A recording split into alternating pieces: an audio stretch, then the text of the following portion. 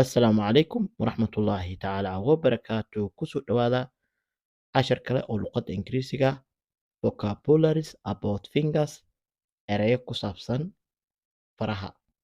Fingers waa faro oo jamac ah. Fingerna waa hal far keliya. Fingers markii la dhaho waa faro.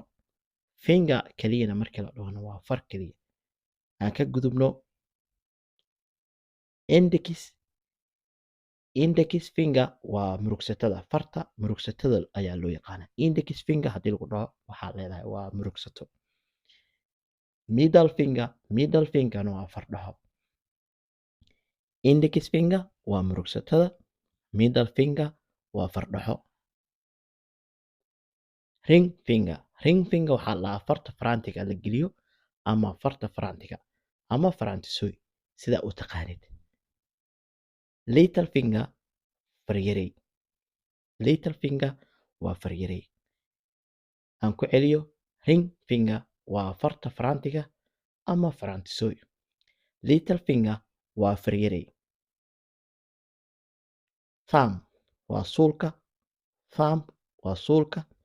Fingernail waa cidi. Fingernail waa cidi. Fingertipna waxaa waaye farta foodeeda. Aan ku celiyo halkaas. Thumb waa suulka. Fingernail waa cidi. Fingertip waa farta foodeeda. Intaa waxaa ku dhan cashirkii ku saabsanaa faraha ee luqadda Ingiriisiga. Intaan ku kulmi doono cashir midkaan lamid ah waxaan idinkaga tegayaa assalaamu calaykum waraxmatullaahi tacaala wabarakaatu.